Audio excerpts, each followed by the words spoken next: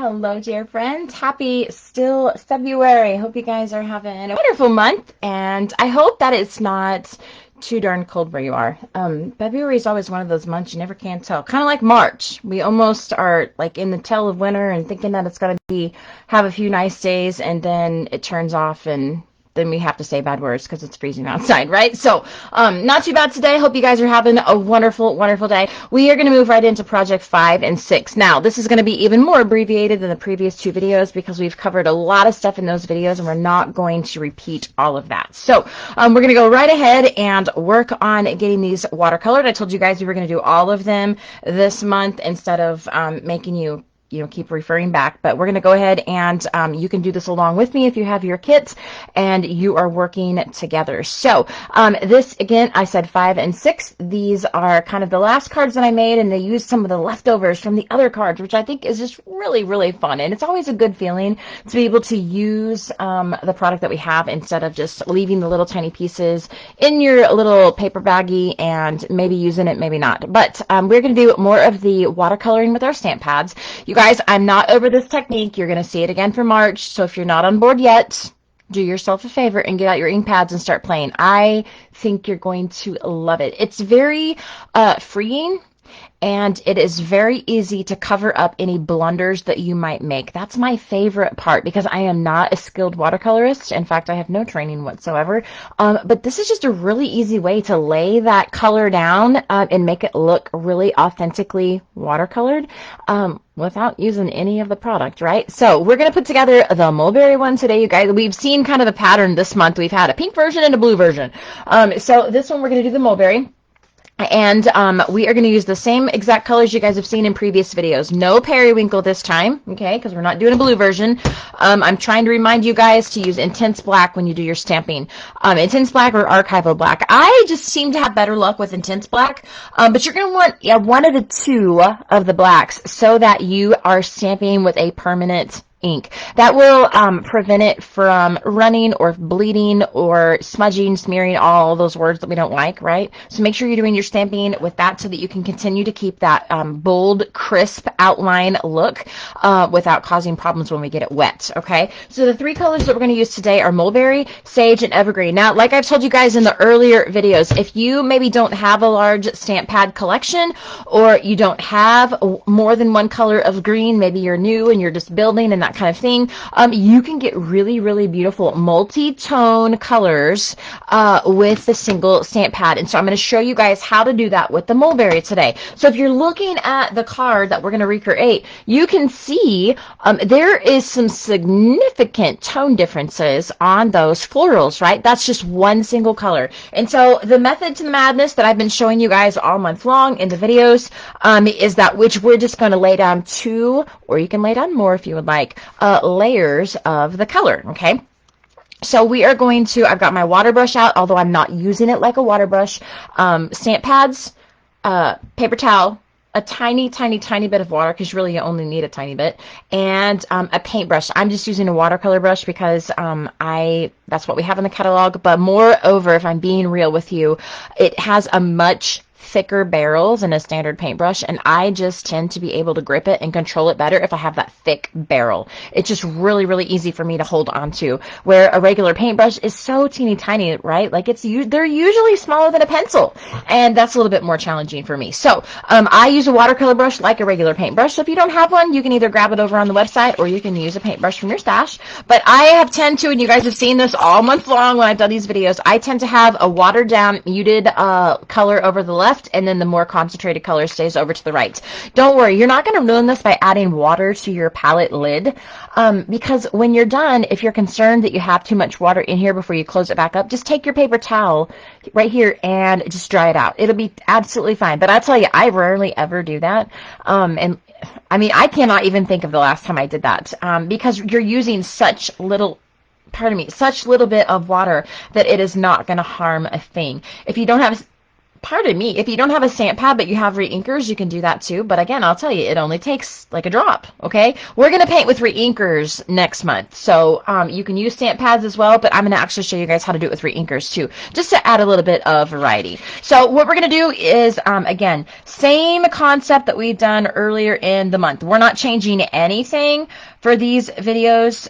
So if you've already watched the watercolor demonstration on the first two classes, or even the one at the very beginning of the month, you do not need to watch this again unless you just, for whatever reason, enjoy the sound of my voice. I'm not really sure why, but if you enjoy that, then we will create along together. But my favorite part about this, you guys, is look how fast it is. It's so fast! Oh my gosh, you don't have to sit and worry about, am I outside the lines? I gotta get all these little crevices and creases and all of that. I don't worry about any of that. It's water. If you look at an actual watercolor artist, look at one of their paintings, they don't go all the way to the edges of the lines. It's like supposed to look, you know, the images do not look complete. It's just very interesting. I don't even know how to describe it, but I didn't know that I would be a fan of that look until I started doing this last year. And you guys you might be like me. You might be looking at these going, oh, I don't like this at all. Okay, here's what you have to promise me. Don't put them in the trash yet. Because tomorrow they're going to look completely different. Okay? I promise, you mark my word, they're going to look completely different tomorrow. Okay? So just hang tight. Now, if you want to go all the way to the edge of the lines, then you will use a little less water, and you just use it like a marker, right? And just make sure you go all the way to the edge of the lines. I kind of like a little bit of that white showing through, because I think it looks even more authentic. I just love the look of it. And like I said, I didn't know I would like that look until I started doing that. So we've laid one very, very light coat. My lighting is blowing it out. There is more color added to this than you might think, okay? The lighting is just blowing it out a little bit, so it's not super duper showing.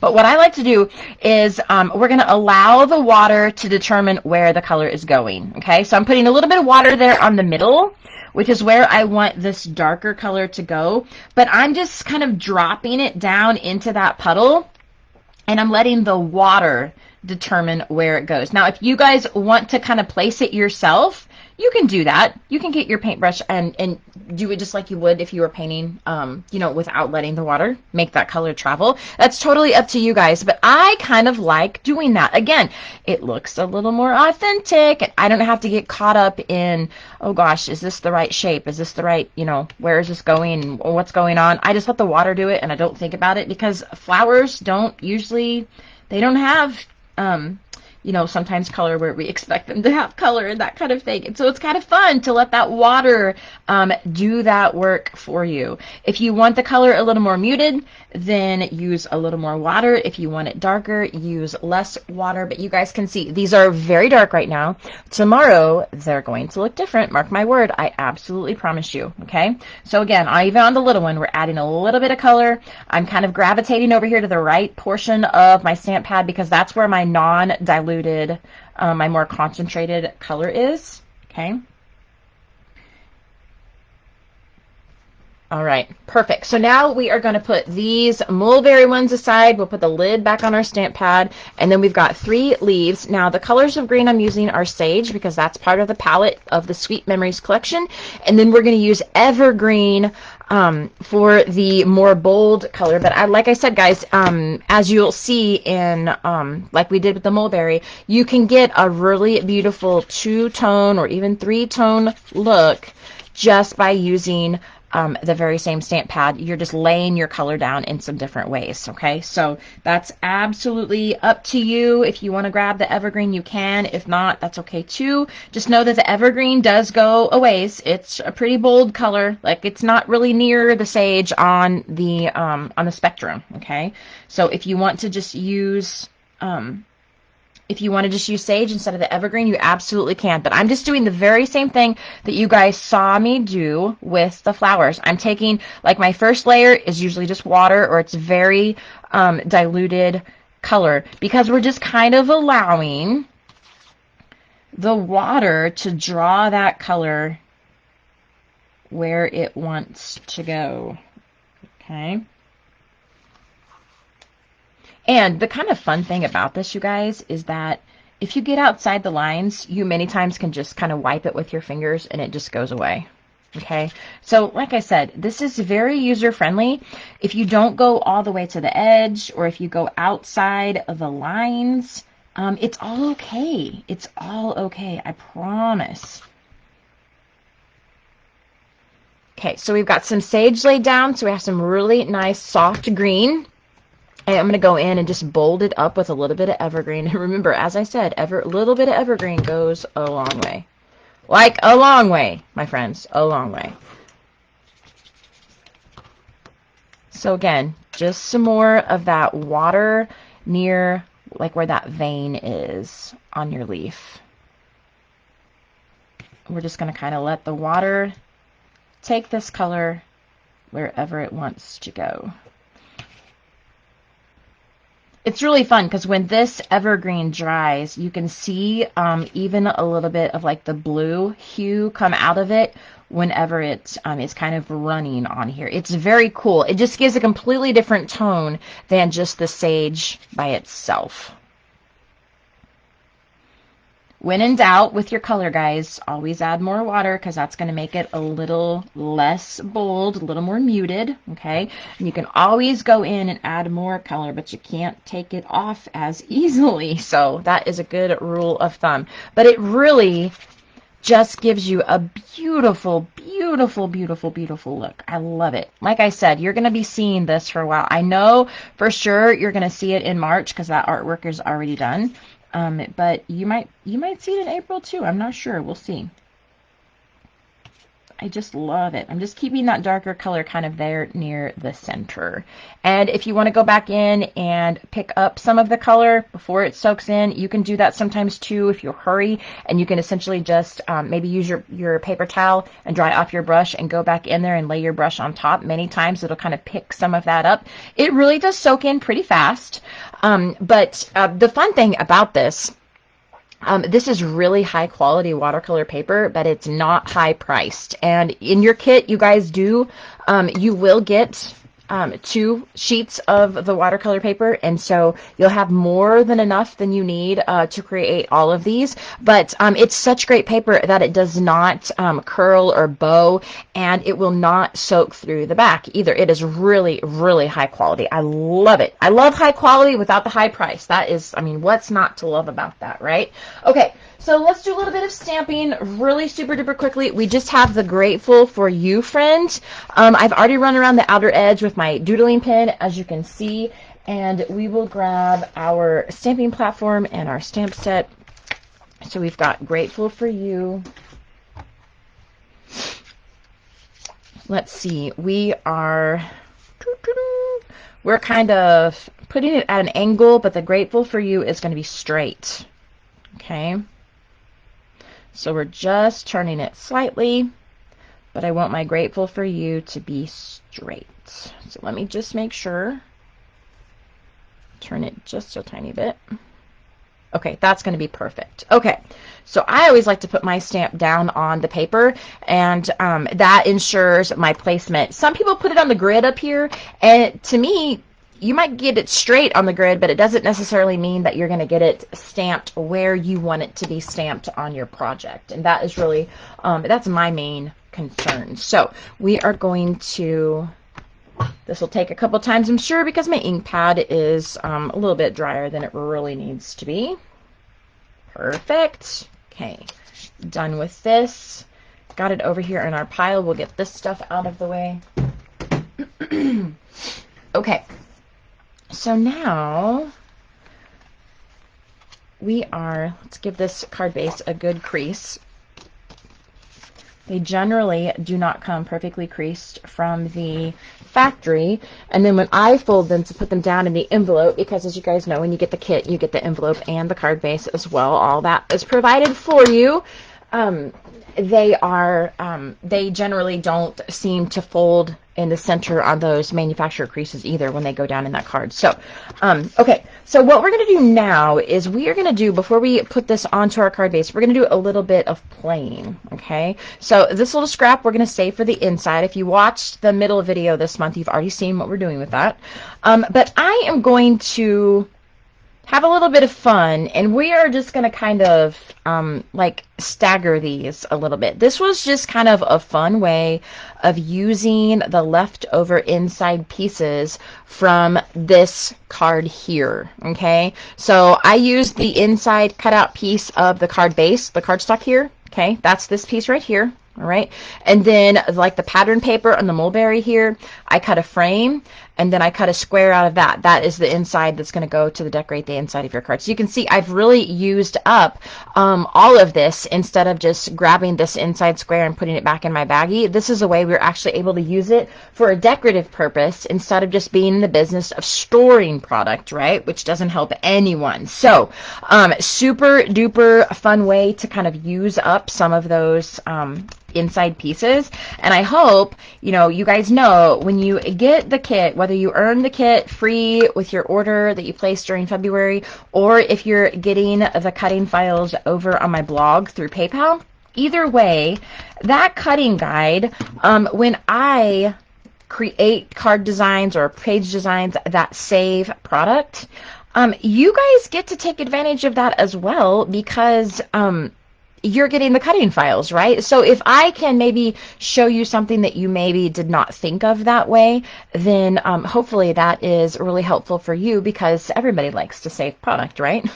So we've got our first little layer down there. Now what we're going to do is we're going to add this beautiful, the white satin ribbon. Now, I've used this stuff for years in kits, like years and years and years, okay? I love it. It's awesome. It's very inexpensive. The link is on your files as well. It's like 50 yards for like $8 on Amazon. It's crazy. We used to have a white and gold ribbon just like this in our catalog, but it's since retired and I couldn't quit using it because it's awesome. So the fun thing about this, and I have not shown you guys in a while, and I need to get back in the habit of doing that, but this colors with our alcohol markers like magic. I mean, it does not look splotchy. It's very quick. You don't have to color back and forth and lay down a lot of color. You usually can just kind of do this with your marker on top of the ribbon, and it's just beautiful. It's like the color just spreads around. It looks awesome, and it'll color the front and the back at the same time. It's amazing. So I need to get in the habit of showing you guys that again. We're going to use it just white again today, but we're going to put a little bit of adhesive on the back.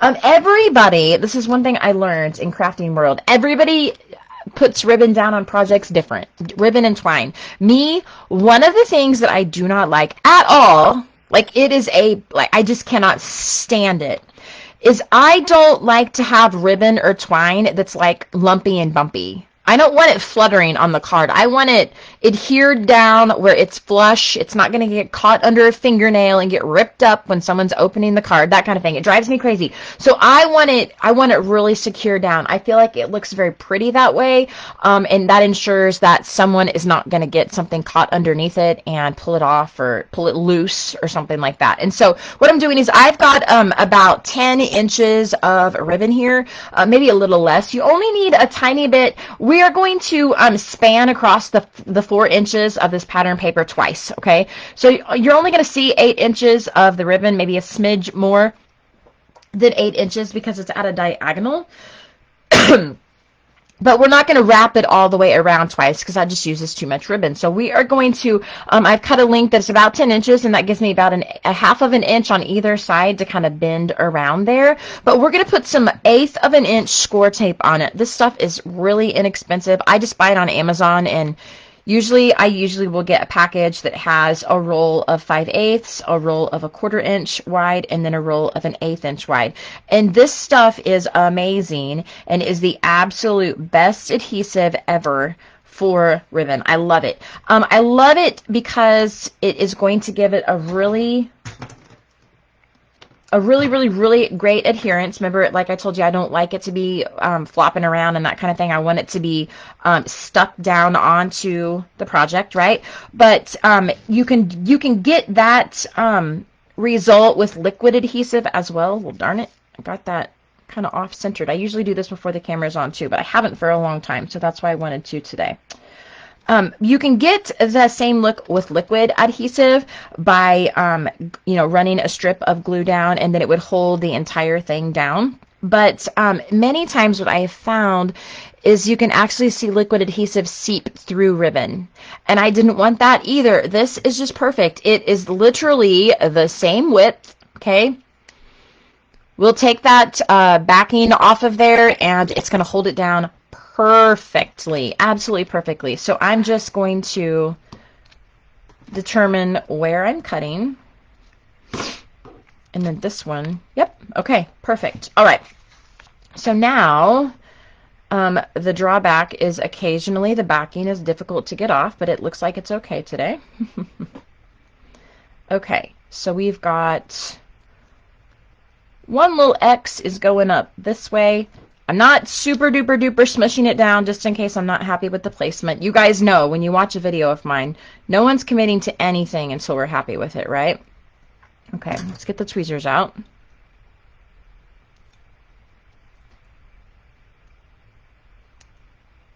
Usually whenever I cut my adhesive for these, I'll purposefully cut it a little short, but I actually cut it a little long. So the adhesive is longer than the ribbon on this. So that's why I'm going to have to struggle to get my tweezers up underneath here and get the doggone thing off. So what we may have to do, this is the only part that makes me crazy with this ribbon, is if I forget to cut my adhesive shorter than the ribbon.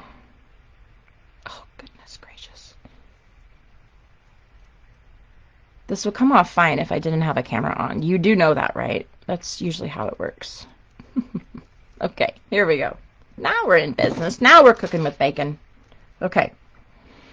So, same thing. We're going to do that. And I'm not committing yet because this really will rip the paper. I'm just checking. Oh my gosh, this is like perfect. Okay, perfect. We'll smush it down on the front, pick it up, and then just take the back and bend it around. Okay, see how easy that is? And see how nice and smooth it is on the front, you guys? There's no lumps, there's no bumps. I love it. Love it. Okay, perfect. So now we're ready for our next layer, our stamped Grateful for You layer. And we're just angling this one so that the box is crooked, but the sentiment is straight across, okay? Now we're going to add our next layers, which is our, let's see, our little pansies. I don't know if they're actually called pansies, but that's what I'm calling them. Okay, so I am going to go ahead and add adhesive onto my pieces. I always like to stick them together before I put them onto the project because it just helps me visualize kind of what they're going to look like. Now this one, let's see, we've kind of got them crooked here. Okay, perfect. These are going to go on foam tape, but I want to kind of get them placed together before I put the foam tape on the back because they're essentially going to be stuck together. Okay, so we've got them a little crooked. Okay, this is going to be absolutely perfect. Okay, so we're going to grab our foam tape. What I find myself doing many times when I stick just the edge of one of them together or two of them together, I will actually put foam tape right there on that seam because not only will it help bring it up off of the project, which is the whole point of foam tape, right? But it will essentially hold the two pieces together. So that is, of course, very helpful. Okay. Okay, one more. This is like foam tape overkill. In case you guys didn't know what that looks like, that's what you're looking at right here is foam tape overkill.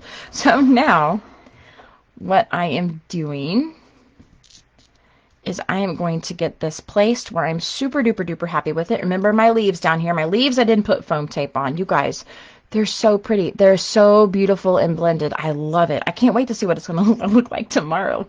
So I'm not putting my, I'm not taking my foam tape adhesive back off. So this is still moving around. But what I like to do is I basically build it from the bottom up. So I am placing my leaves down underneath, because once I take the backing of the foam tape off, then I can't move it around, right? Because I always tell you guys, foam tape, once it's stuck, it is stinking stuck, right? So that just helps me get the placement of the leaves and the flowers, instead of sticking down the flowers and then trying to like stick the leaves up underneath them, or readjusting the flowers, possibly ripping it. Okay, so I many times just I lay things down, sometimes without taking, you know, the backing off the foam tape. Sometimes it's, I always tell you, don't smush down, don't commit to your Tombow adhesive till you're happy with the placement, that kind of thing. I just tend to be much more content with the way my projects look if I just slow down,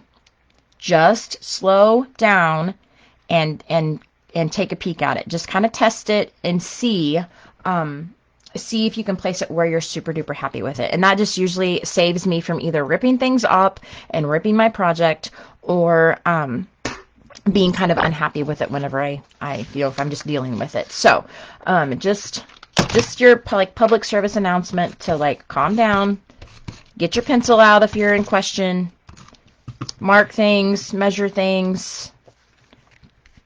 Like, what is that the construction worker, like the carpenters say, measure twice and cut once, or something like that. Just calm down and take your time. I feel like you'll be much happier with what it looks like. Now we are going to run our doodling pen around super duper duper duper quick.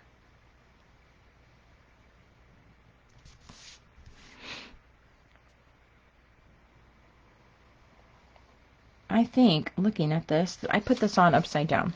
That is really how my whole day is going. So we will see if we can get this Tombow pried up, and for goodness sakes, put the card front on like I know what I'm doing, and this isn't my first day, right? For goodness sakes, Suze, look at that.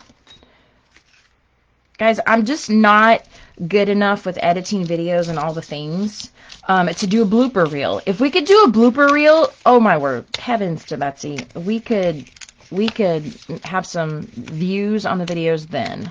But until then, okay, now we're going to flip it over. This is the reason that I keep this old, ugly green, old Cricut spatula, because it's much thinner than the new Cricut spatulas, and it will get up underneath your pieces without crinkling them or ripping them or any of those bad words, right? I love it. This is why I keep these around. I love it. I tried to buy one last year. Searched and searched all over the place. Found one on eBay for $20. They wanted $20 for it. I'm not desperate enough. I have two, so I'm not desperate. Till mine break, I'm probably not going to pay $20 for one, but I could not believe they wanted $20 for a spatula. Maybe they know the value of it, just like I do, right? We're taking our 2-inch by 2-inch piece. We talked a lot about this in the second video of the month, but we're just cutting it, or just folding it in half. Putting some adhesive on there, and it's just gonna go. I put mine up here in the top right corner. You guys can put it wherever you want. It's not gonna show on the front of the card. It will show on the back, which I rather like. But just a fun example of how you guys can use literal scraps, okay, to decorate the inside of your greeting cards. Again, I love that cohesiveness. That's one of my favorite words when it comes to creating, is kind of bringing some of that outside decoration and putting it on the inside. I love it. Okay, you guys, these flowers, wait until tomorrow. Wait until tomorrow. They're going to look even better then. I love it. Oh my gosh, I love it. Let's see. Okay, I think I'm happy with that. Placing it down, and again, just a tiny bit of effort for the inside, but that looks so pretty. And you could even, it would look even prettier to have a really nice additional sentiment on the inside, I think, as well. So now let's Pardon me with the hiccups. Let's add just a few of our gems, and then we'll be ready to go. So same thing like we talked at length about in the previous videos. We've got some matte black sparkles here. I talked about how to achieve that look in the other videos. We won't take time to do that today. But then I'm also using the silver glitter gems as well. So I love the look of both of them. I don't normally mix my bling, but I absolutely loved the look of those. And the black is just a nice little pop. I love it. So we'll grab those. And then we'll be done in 2 shakes, guys. You can still get this kit if you're listening to this during the month of February 2024. You can get the 6 project pre-cut stamp of the month kit when you place an order of $75 on my shopping website. That information should be below in the video or below in the description, whether you're watching this on Facebook or on YouTube.